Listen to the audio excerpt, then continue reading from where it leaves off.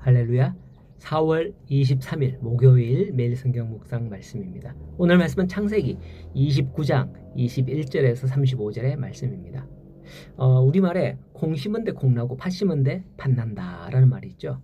무엇을 심든 심는 대로 거둔다는 말은 우리에게 큰 교훈을 주는데요. 성경 갈라디아 6장 7절 말씀에도 보면 사람이 무엇으로 심든지 그대로 거둔다라는 말씀이 있습니다.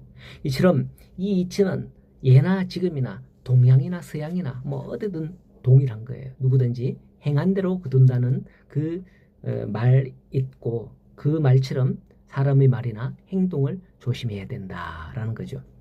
야곱은 그 이름의 뜻대로 속이는 자로서 형 에서를 속여 장자권과 축복을 하루채므로 형의 칼날을 피해서 이곳 밧단 아람 외삼촌의 집으로 피신하게 되었습니다. 그런데 오늘 본문을 보면 남을 속이던 야곱은 그 야곱 얼마나 고수겠습니까? 남을 그렇게 속여 먹었으니까. 그런데 그 고수 같은 그 야곱을 또 속여 먹는 사람이 있네요. 바로 그의 외삼촌 라반이었어요.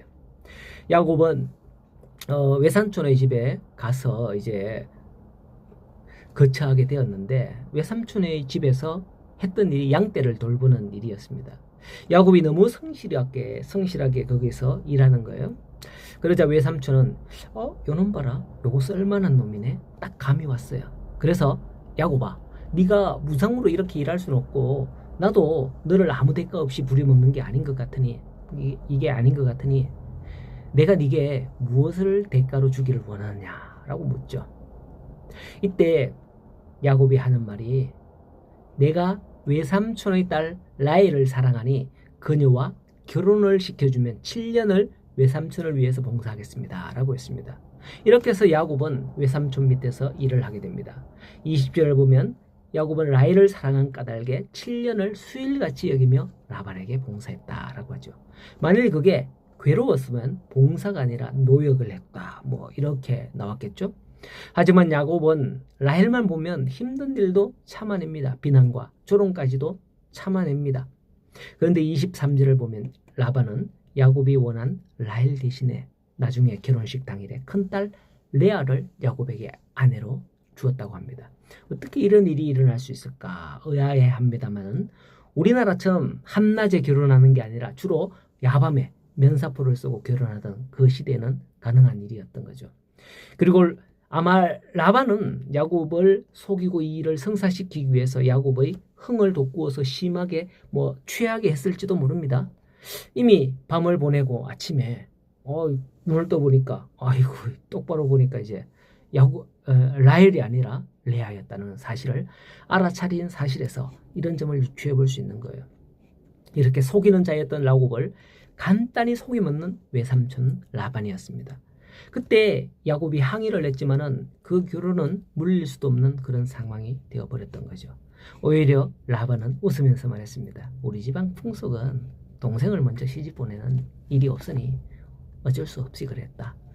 그리고 하는 말이 라헬을 위해서 7년을 봉사하겠다고 약속을 하면 7일 뒤에 다시 라헬도 아내로 결혼시켜 주겠다 라고 했던 거예요. 7년 뒤에 결혼하는 게 아니라 7일 뒤에 약속을 이제 하고 나서 약속을 하면 7일 후에 다시 결혼식, 일주일 뒤에 결혼식을 다시 또 한 번 더 하자 이렇게 했다는 거죠. 야곱은 에서의 칼을 피할 수는 있었지만은 자신의 속임수에 대한 하나님의 징계는 피할 수 없었습니다. 집을 떠나올 때에 어머니 리브가는 네 형 에서가 잠잠하면 수일 후에 내가 너를 다시 부르겠노라 라고 했지만은 자신도 이와 같은 강교한 술책으로 그는 외삼촌을 위해서 14년을 그렇게 수고해야만 했었죠. 물론 뒤에 또 더 수고를 해서 이제 품삯을 위해서 더 수고를 하죠. 그래서 대략 20년 안 갑니까? 어쨌든 그렇게 수고해야만 했었습니다. 그뿐만 아닙니다.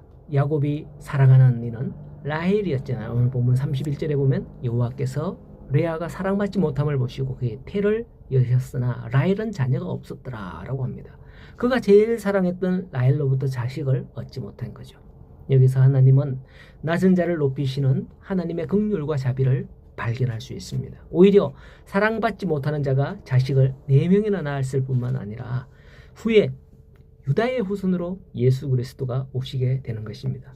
하나님은 또한 약하고 비천한 우리를 택하사 하나님의 자녀 삼으셨음을 또한 아셔야 할 겁니다.